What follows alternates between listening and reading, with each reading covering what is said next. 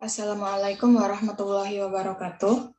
Nama saya Azra Hakina Daniswara. Saya akan mempresentasikan jawaban-jawaban saya.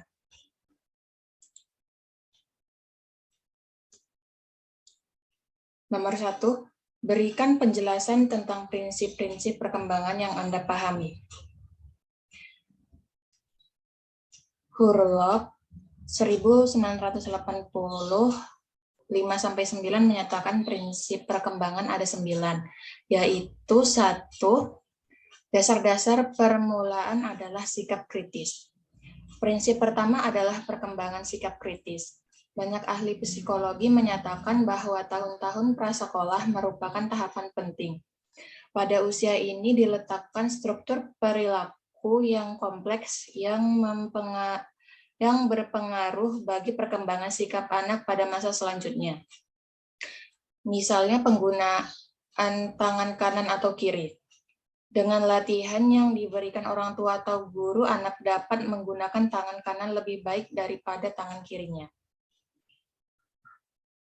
2. Peran kematangan dan belajar. Perkembangan dapat dipengaruhi oleh kematangan dan belajar. Kematangan adalah terbukanya karakteristik yang secara potensial sudah ada pada individu yang berasal dari warisan genetik individu. Misalnya dalam fungsi yang telah diwariskan yang disebut filogenetik atau merangkak, duduk, dan berjalan. Belajar adalah perkembangan yang berasal dari latihan dan usaha. Melalui belajar ini, anak-anak memperoleh kemampuan menggunakan sumber yang diwariskan atau filogenetik. Hubungan antara kematangan dan hasil belajar dapat dilihat dalam fungsi hasil usaha atau ontogenik seperti menulis, mengemudi, atau bentuk keterampilan lainnya yang merupakan hasil pelatihan. 3. Mengikuti pola tertentu yang dapat diramalkan. Perkembangan mengikuti pola tertentu yang dapat diramalkan. Misalnya, perkembangan motorik akan mengikuti hukum arah perkembangan atau cepalocaudal, yaitu perkembangan yang menyebar ke seluruh tubuh dari kepala ke kaki. Ini berarti bahwa kemajuan dalam struktur dan fungsi pertama-tama terjadi di bagian kepala, kemudian badan, dan terakhir kaki. 4. Semua individu berbeda. Tiap individu berbeda perkembangannya meskipun pada anak kembar. Anak-anak penakut tidak sama reaksinya dengan anak-anak agresif terhadap satu tahap perkembangan. Oleh sebab itu, perkembangan pada tiap manusia berbeda-beda sehingga terbentuk individualitas. Walaupun pola perkembangan sama bagi semua anak, setiap anak akan mengikuti pola yang dapat diramalkan dengan cara dan kecepatannya sendiri. Beberapa anak berkembang dengan lancar,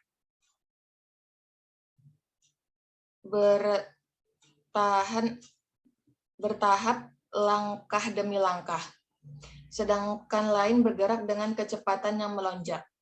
Dan pada anak lain terjadi penyimpangan. Perbedaan ini disebabkan karena setiap orang memiliki unsur biologis dan genetik yang berbeda. Kemudian faktor yang dipengaruhi oleh sejumlah faktor seperti kemampuan bawaan, suasana emosional, apakah seorang anak didorong untuk melakukan kegiatan intelektual atau tidak, dan apakah dia diberi kesempatan untuk belajar atau tidak. 5. Setiap perkembangan mempunyai perilaku karakteristik. Karakteristik tertentu dalam perkembangan juga dapat diramalkan. Ini berlaku baik untuk perkembangan fisik maupun mental. Semua anak mengikuti pola perkembangan yang sama dari satu tahap menuju tahap berikutnya. Bayi berdiri sebelum dapat berjalan, menggambar lingkaran sebelum dapat menggambar segi empat. Pola perkembangan ini tidak akan berubah sekalipun terdapat variasi individu dalam kecepatan perkembangan. Pada anak yang pandai dan tidak pandai akan mengikuti urutan perkembangan yang sama seperti anak yang memiliki kecerdasan rata-rata. Namun pada perbedaan mereka yang pandai akan lebih cepat dalam perkembangannya dibandingkan anak yang memiliki kecerdasan rata-rata. sedangkan anak yang bodoh akan berkembang lebih lambat. 6. Setiap tahap perkembangan mempunyai risiko. Setiap tahap perkembangan mempunyai risiko. Beberapa hal yang dapat menyebabkan antara lain dari lingkungan anak itu sendiri. Bahaya ini dapat mengakibatkan terganggunya penyesuaian fisik, psikologis, dan sosial. Sehingga pola perkembangan anak tidak menaik tapi datar, artinya tidak ada peningkatan perkembangan. Pada saat itu dapat dikatakan bahwa anak sedang mengalami gangguan penyesuaian yang buruk atau ketidakmatangan. Peringatan awal adanya hambatan atau berhentinya perkembangan tersebut merupakan hal yang penting karena memungkinkan pengasuh atau orang tua, guru, atau pengasuh lainnya untuk segera mencari penyebab dan memberikan stimulasi yang sesuai. 7. Perkembangan dibantu rangsangan. Perkembangan akan berjalan sebagaimana mestinya jika ada bantuan berbentuk stimulus dari lingkungan sekitarnya. Misalnya, semakin rajin orang tua berbicara dengan anaknya, semakin cepat anak-anak belajar berbicara. Pengalaman penulis dengan seorang anak yang malas bicara. Ketika penulis menjadi guru anak usia 5 tahun tersebut, setiap hari penulis menanyakan kabarnya atau menanyakan nama-nama benda kepadanya. Menjelang tamat taman kanak-kanak, anak tersebut mulai senang berbicara. 8. Perkembangan dipengaruhi perubahan budaya. Kebudayaan mempengaruhi perkembangan sikap dan fisik anak. Anak yang hidup dalam budaya yang membedakan sikap dan permainan yang pantas terhadap untuk anak laki-laki dan perempuan akan berpengaruh terhadap perkembangan. Anak perempuan akan memilih mainan yang lebih sedikit membutuhkan kemampuan fisik, sehingga pertumbuhan fisiknya tidak sekuat anak laki-laki. Anak laki-laki dituntut untuk tidak cengeng seperti anak perempuan, sehingga anak laki-laki menjadi lebih tegar dan pemberani dibandingkan anak perempuan. 9. Harapan sosial pada setiap tahap perkembangan. Orang tua dan masyarakat memiliki harapan tertentu pada tiap tahap perkembangan anak.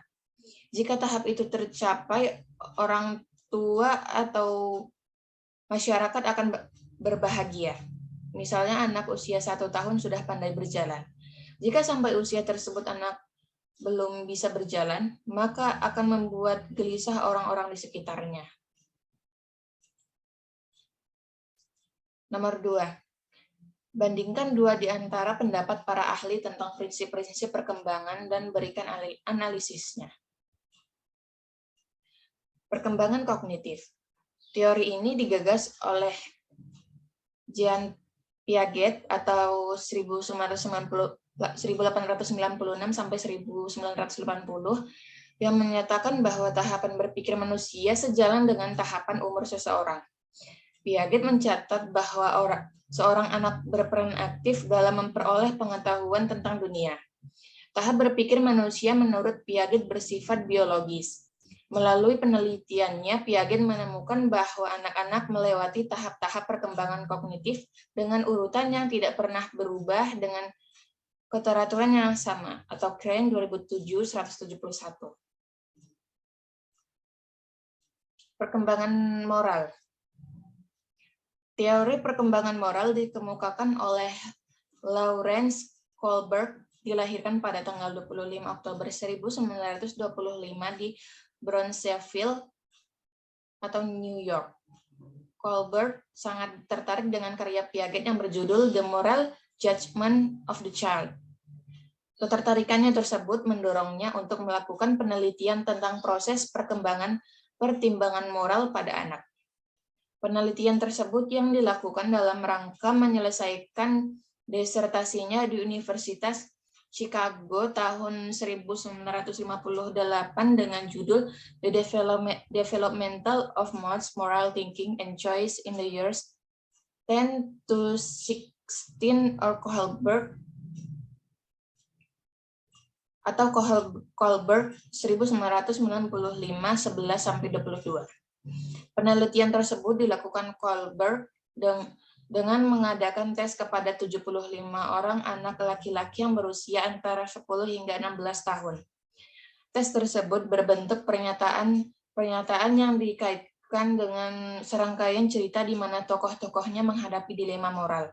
Misalnya seorang suami yang harus mencuri obat dari toko obat untuk istrinya yang sakit, karena tidak memiliki uang yang cukup untuk membeli obat tersebut, atau Kohlberg 1955-68. Nomor 3, apakah perbedaan antara pertumbuhan dan perkembangan? Berikan contoh yang tepat.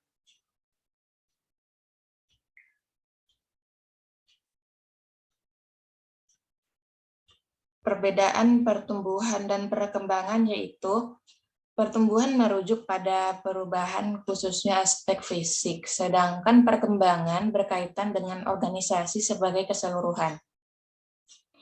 Pertumbuhan merujuk kepada perubahan dalam ukuran yang menghasilkan pertumbuhan sel atau peningkatan hubungan antar sel, sedangkan perkembangan merujuk pada kematangan struktur dan fungsi. Pertumbuhan merujuk kepada perubahan kuantitatif, sedangkan perkembangan merujuk perubahan kuantitatif dan kualitatif.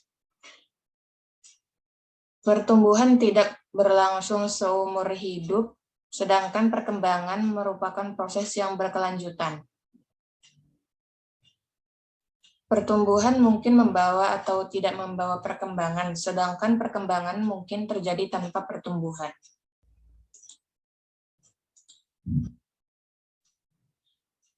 Nomor 4, bagaimana dinamika faktor keturunan dan lingkungan mempengaruhi perkembangan individu? Faktor-faktor yang mempengaruhi perkembangan fisik antara lain faktor keturunan atau heredity dan lingkungan atau environment.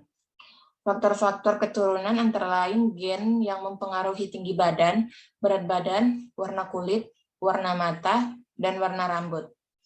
Faktor hereditas juga berkaitan dengan puncak perkembangan atau milestones. Faktor lingkungan atau environment seperti iklim, kesehatan, gizi, pola asuh, dan kasih sayang orang tua juga mempengaruhi perkembangan fisik anak. Konsumsi kalori yang cukup dapat mempengaruhi berat badan anak. Anak-anak yang kurang makan dapat mengalami anoreksia nervosa atau kekurusan, dan anak-anak yang kelebihan makan dapat mengalami obesitas atau kegemukan.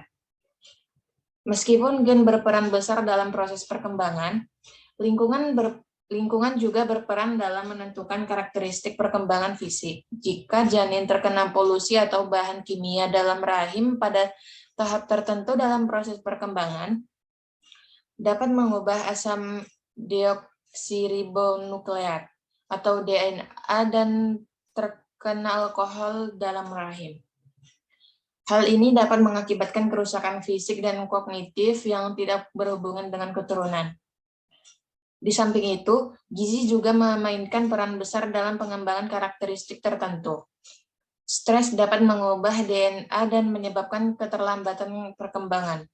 Polusi seperti asap rokok dan kekurangan gizi juga dapat memperlambat perkembangan fisik dan kognitif anak-anak. Pengalaman anak-anak dalam keluarga turut mempengaruhi pertumbuhan dan perkembangan. Anak-anak yang dicintai tumbuh dengan rasa aman.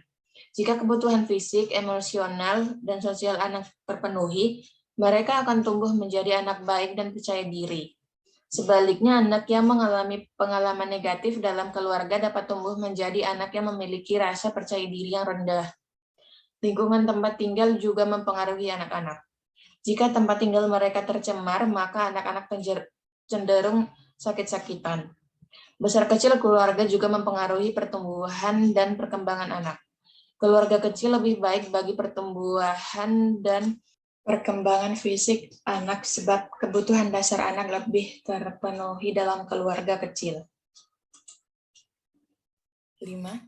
Bagaimana hubungan antara arti penting materi perkembangan peserta didik dengan proses pembelajaran di sekolah? Sebagai pendidik, hendaknya memiliki pengetahuan mengenai perkembangan peserta didik, karena pendidik akan berperan dalam pembentukan karakter anak. Pendidik juga ditekankan untuk memahami pada usia peserta didik untuk berpikir abstrak. Ini adalah sumber-sumber dari jawaban-jawaban saya. http://www.kompasiana.com, http repository Iain Ponorogo.id. File yang telah dikirimkan oleh Ibu Hasti Robiasi.